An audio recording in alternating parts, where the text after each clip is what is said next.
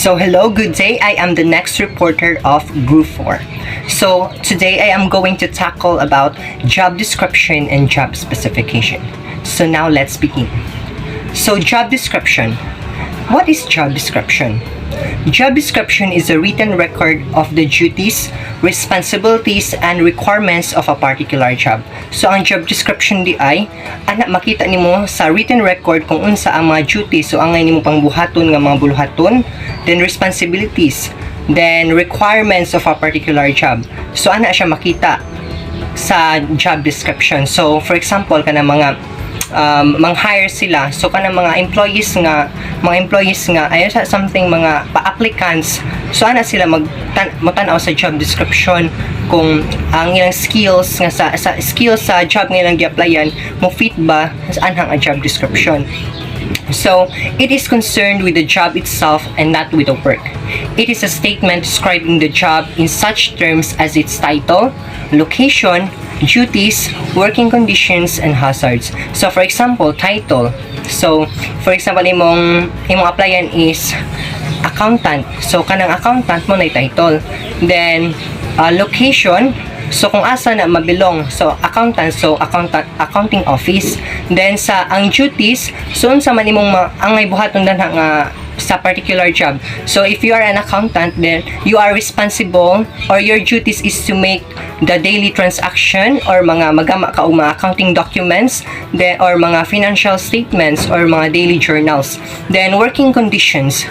So, it involves the environment sa particular job. So, kung accountant need ba o kanang imong environment is magamit man gyud ka mga computer na, so need nga bugnaw imong environment. So nga na mga working conditions. Then hazards, mga possible nga mga danger or risk nga imong ma-encounter ana nga job. Then in other words, it tells us what is to be done and how it is to be done and why. So sa job description din makita nimo kung unsa imong angay buhaton, then unsa na mo siya pagbuhat, kana nga obligasyon or mga duties, then nganong kailangan po na siya buhaton. So it is a standard of function in that it defines the appropriate and authorized contents of a job.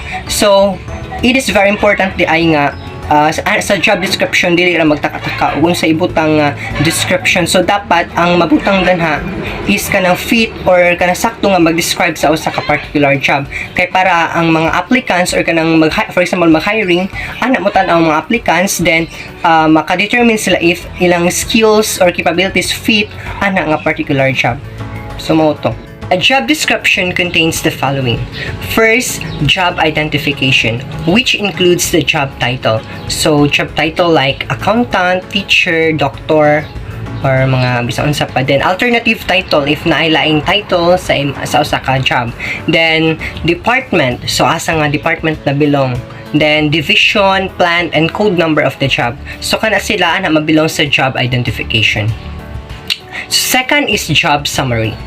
It serves two important purposes. So, na din siya duha ka purpose.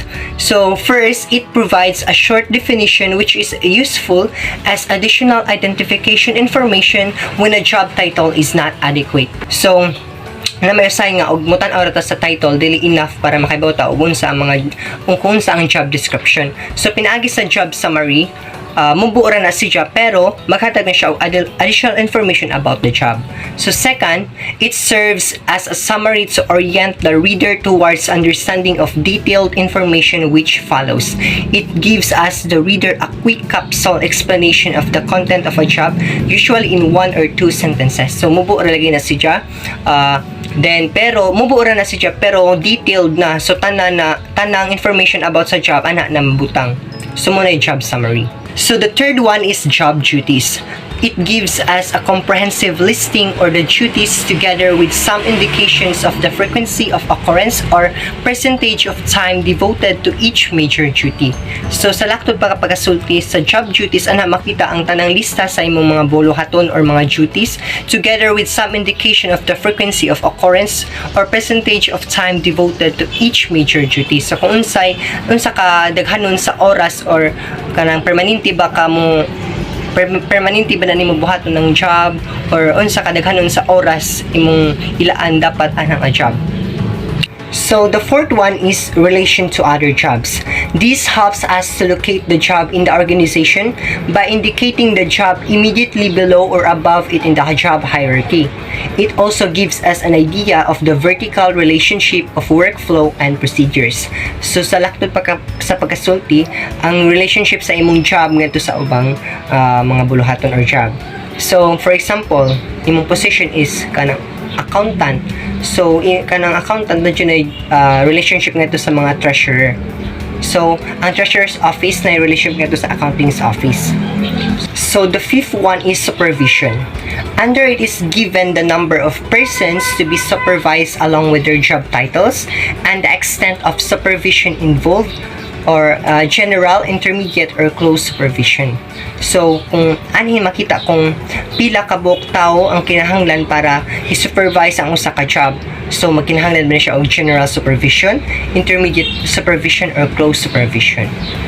Then, the sixth one is the working conditions. Usually gives us information about the environment in which a job holder must work. These include cold, heat, dust, wetness, moisture, fume, odor, oily conditions, and etc. Obtaining inside the organization.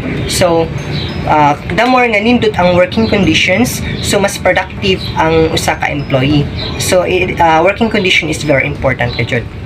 So, information about jobs can be had from first, observation of employees while on work. Second, study of specially maintained diaries. Third, a review of critical incident. And last, discussion with departmental heads and outside experts or consultants. So overall, job description is helpful sa mga employers or sa mga organizations. Kaya pinagi sa job description, maka-come up sila og mga questions nga ilang i-apply sa inig mag-hiring sila or may lang magamit inig interview sa ilang mga applicants. Then, pinaagi po sa job description, maka-determine sila og mga personnel nga bagay sa designated positions nga ilang gikinahanglan or mga personnel nga makatabang sa kalambuan sa ilang organization. So, we are done with job description. So now, let's proceed to job specification. Job specification is a standard of personnel and designates the qualities required for an acceptable performance. It is a written record of the requirements sought in an individual worker for a given job. So, same with job description, ang job specification diya is a written record rapod. Nga na makita nimo og unsay mga requirements nga kinahanglan para i-accept ang usa ka applicant. So, in other words, it refers to a summary of the personal characteristics required for a job. So, kung unsa ang kinahanglan nga characteristics sa usa ka applicant para dawaton siya sa inyong organization. Then, it is the statement of the minimum acceptable human qualities necessary for the proper performance of a job.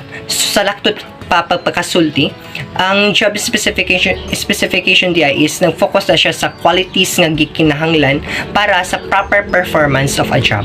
So, job specification relates to first, physical characteristics, which include health, strength, endurance, age range, body size, height, weight, vision, voice, poise, eye, hand, foot coordination, motor coordination, and color discrimination. So, kay sa usa ka job na medyo klase-klase mga physical characteristics nga pagkakinahanglan. So, pinagi sa job specifications, ana nimo ma-determine kung ang physical characteristics ng mga applicants is nibagay ba sa job nga or position nga inyong kinahanglan. So, for example, construction workers. So, magdino siya og mga strength, endurance, or mga kanang weight. Di man ka mo hire og kanang mga dili mo bagay like kanang mga ang lawas is kanang mahinhin or kanang dili makadaog. So ang construction workers need man jud mga skill ka or kanang dapat ang strength is kanang mubagay ngadto sa construction nga job. Then, the second one is psychological characteristics or special aptitudes, which include such qualities as manual dexterity, mechanical aptitude, ingenuity, judgment, resourcefulness, analytical ability, mental concentration, and alertness.